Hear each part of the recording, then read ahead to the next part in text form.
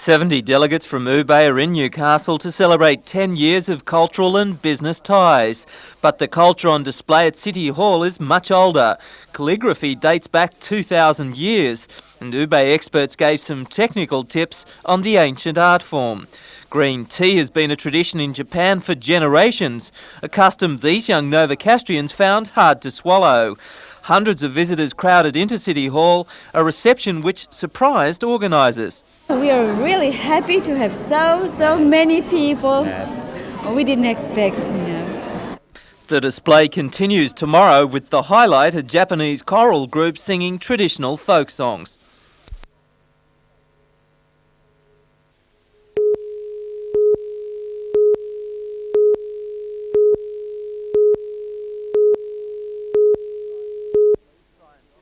Scientific police went to the Oxley Street address this morning looking for clues to last night's fire. Neighbours called the fire brigade soon after 11:30 last night. The blaze was controlled inside the main bedroom, the remainder of the house affected by smoke and water damage. Police say a 29-year-old woman and her 4 children were found unharmed, barricaded inside another bedroom. Earlier that night, police had spoken to the woman's 22-year-old de facto husband following noise complaints by neighbours. Detectives are unsure how the fire started, but it's understood they are anxious to question the man. The woman and her children have moved to a local refuge.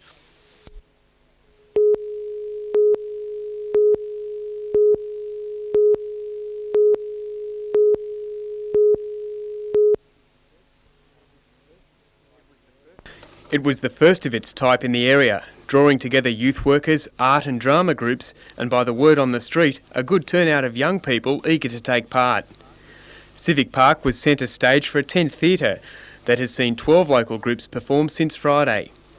Freewheels played Not Me Mate, the story of a group of friends dealing with AIDS. He will come to you and you will look after him. Yeah, well, I'm sick of looking after everyone, all right?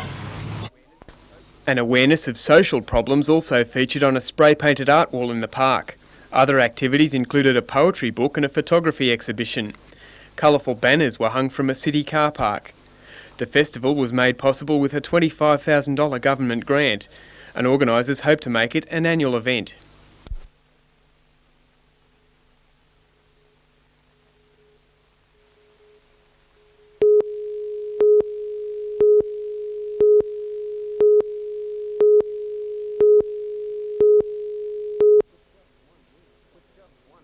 With just one win separating them on the South East Australian basketball ladder, most expected the Scorpions and the Kitty Hawks to fight out a nail-biter. No one bothered to tell the Novocastrians though, and they came out blazing.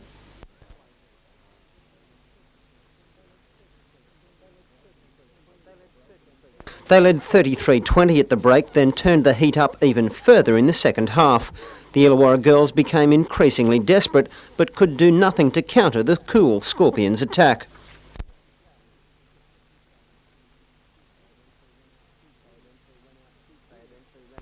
They eventually ran out big winners 77-52 and in the process sealed second spot and a place in the playoffs. The Hunters must have been watching because they came out every bit as impressive.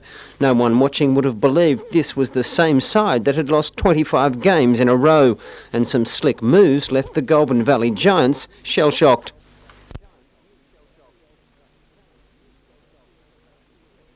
They too kept up the good work to record their first win of the year, 107-92. Bruce Mackenzie, NBN News.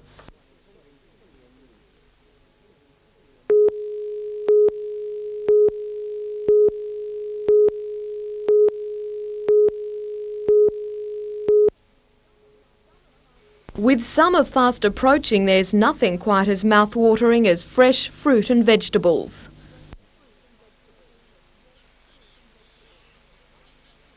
In line with this and other commercials played on NBN from tonight, the Hunter Area Health Service and NIB are encouraging people to eat fruit and vegetables with every meal. With an array of exotic fruit and veggies, there's no limit to what you can create, and the choice is often a little overcoming. And on the subject of vegetables, the Steggles family today opened a new potato processing factory at Sandgate, employing about 30 people. The plant will not only service the Hunter region, but also the mid-north coast. It's hope last year's turnover of $1.7 million will more than double as the factory branches into a variety of fruit and vegetables.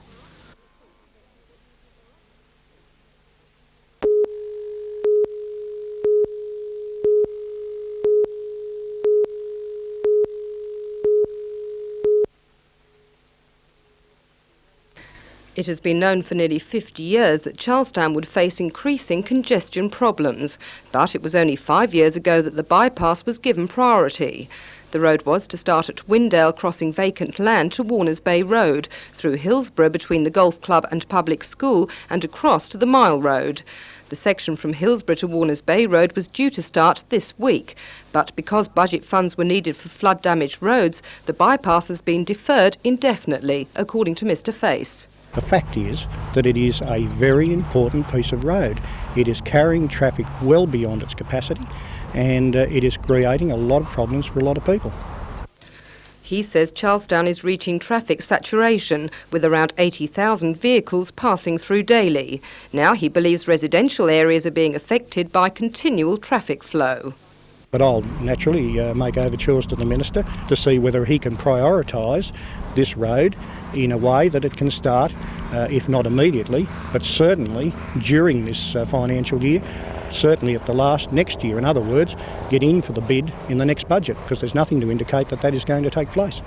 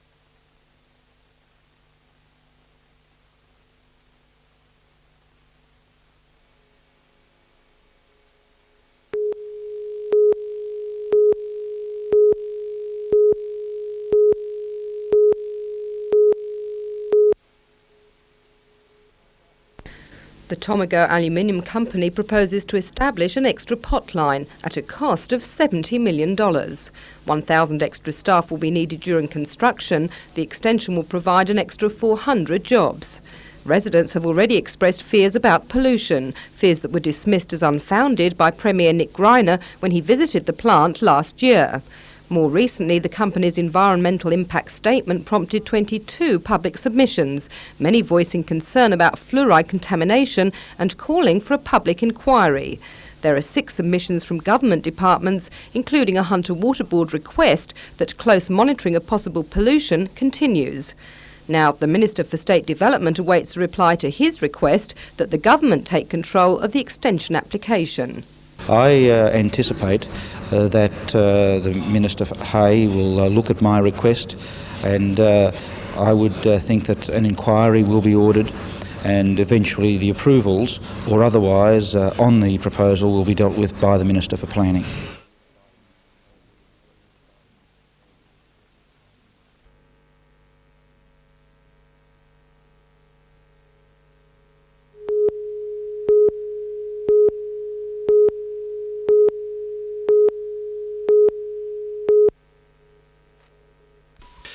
ALP member for Port Stephens Bob Martin consolidated his support in the electorate in a by-election after narrowly grabbing the seat in the last state election. He's aware that much of his support comes from the south end of his electorate in the industrial areas of Newcastle, particularly Mayfield. It's a region he says he's entitled to. We are a dormitory suburb of Newcastle.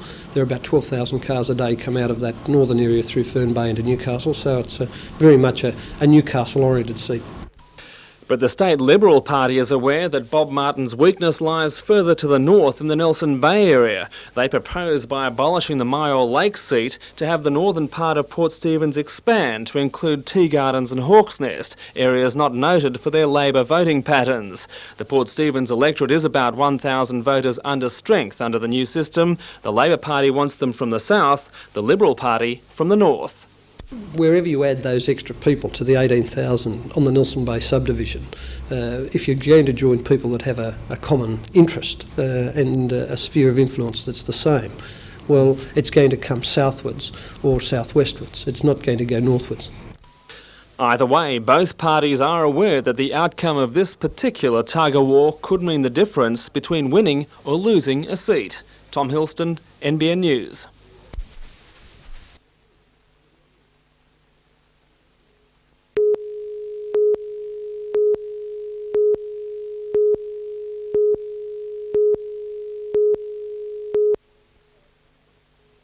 Those injured from Newcastle are Florence Rowe of Hamilton South, Maria Green of Lambton, Louis Tonito, aged 82 of Newcastle, Lily McLaren of Merriweather, Bev Jackson of Lambton, Doris Carter, aged 69 of Swansea, Joan Thompson of Hamilton, William Carter of Swansea, Shirley Thompson of Katara, Laurel Fote of New Lambton, Rita Dunn of East Maitland, Mary and Joseph Walensky, Veronica Carl of Valentine, Dallas Burt of Lambton, Oriel Tonito of Newcastle, and Heather Giles, aged 62 of Hamilton.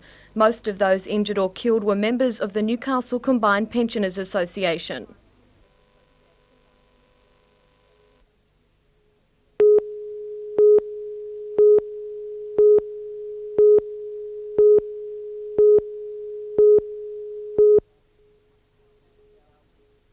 This cow produces 25 litres of milk each day. That's enough milk to keep the average family going for more than a week.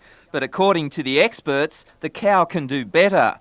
Working with local farmers, government and dairy industry companies are pushing the man and woman on the land to improve.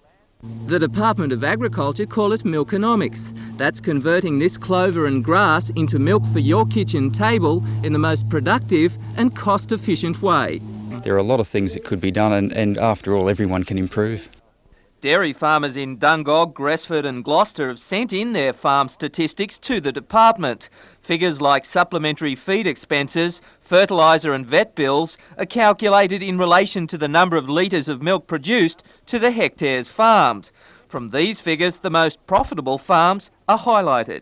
Well, I think it's a very good idea. I think it's a great competition between farmers, and certainly there is an incentive there to try and do better. The department says with such an excellent start to spring, farmers should be utilising pasture growth and cutting back on grain and hay. Food for thought for the farmers and something extra for the cows to chew on. Peter Ryan, NBN News.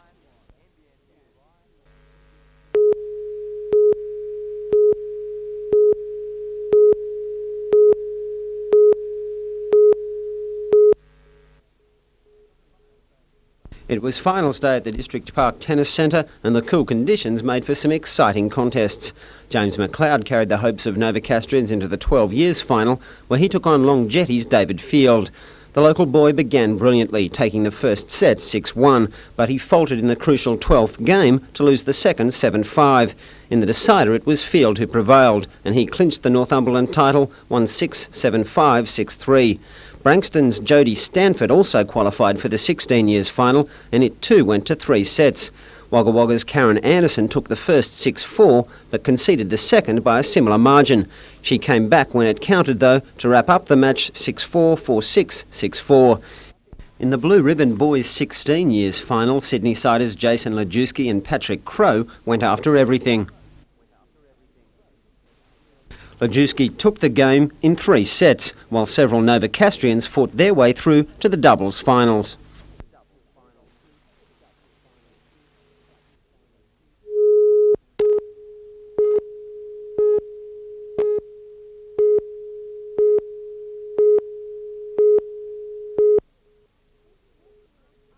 "40 minutes after the 350 prisoners at Cessnock were told they were to hand over most of their possessions, trouble began. These pictures, taken by a warder at the jail 4 days after the minister's announcement, show some of the prisoners' possessions hurled from the cells in just one wing. Luckily, it was raining and the many fires that were lit failed to take hold. In A Block alone, 70 of the 102 cells were extensively damaged by inmates. It was a minority group that's both forced and by peer pressure and by threats for the others to join in. Many cells have had light fittings and heaters torn from the wall, toilets broken and beds and cupboards disassembled and used as weapons. Although this is a solid steel door, the prisoner in this cell managed to tear the bars off the observation window and almost knock the door handle off. Every cell in the jail sustained some form of damage. In one wing, a steel cabinet was crushed and fed out through a louvered window. During the disruption, 3 officers were injured, but with riots day and night, Superintendent Max Ayrton believes luck was on their side. What was your biggest concern? The fires that were being lit that could have caused problems where we had to release prisoners from their cells and then had problems of placing them back in. This is just 3/4 of the possessions taken by officers in their first search of the jail. But according to Superintendent Ayrton, as the cells were being searched upstairs, weapons and other personal items were being handed down to the next level and hidden. With officers waiting below, the second search proved even more successful, with these handmade weapons and illegal devices seized. Apart from this deadly star knife, a steel cutter was also found and 3 masonry drills carefully hidden inside a felt pen. Although all seems quiet at the jail and it's been almost a week since the last fires were started, the prisoners remain locked in their cells. While that can't last forever, Superintendent Max Ayrton believes it could be almost a year before things return to normal. Some of the threats during that time of lockups of it's not over, that when they do get out that they get together and the same as they did at Parkley and cause more damage.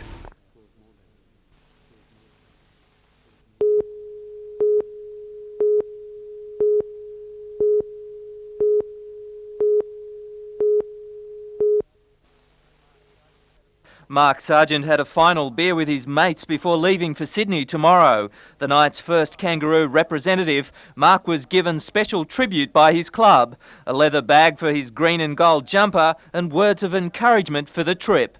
We're certainly very proud and we'd just like to wish you all the best in England and make sure you give those promise some. Last night, Mark's old club, Central Charlestown, honoured him with a unique Butcher Boys jumper. For the rampaging prop forward, it's been a memorable few days.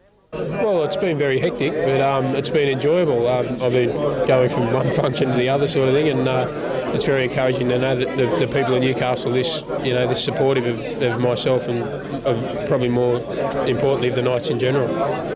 The team flies out to Britain on Sunday for the 12-week tour.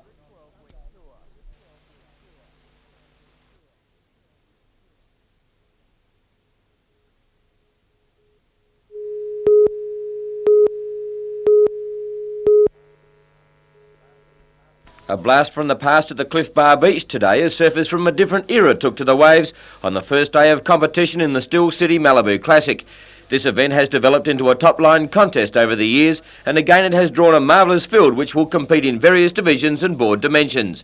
Stuart Entwistle will start favourite in the Open Men's, and he will be hard to beat, but there are many locals in with a real chance. This morning it was the veterans of the sport strutting their stuff in the Masters division, and outside the sheer pleasure of riding the longboard and competing against your mates, it gets you out of the lawn mowing. The Still City Malibu Classic is on all weekend with the finals on Monday. Across town at the Newcastle Police Boys Club, youngsters with a dream of emulating Jeff Fennick and Hitman Harding weighed in for the New South Wales amateur boxing titles which get underway tonight. Graham Spike Cheney, Justin Rousell and Lance Hobson will try and further their careers by winning state crowns and keep their names in front of the selectors who will take these championships into consideration for the Barcelona Olympics and future representative teams. The finals will be at the Police Boys Club tomorrow.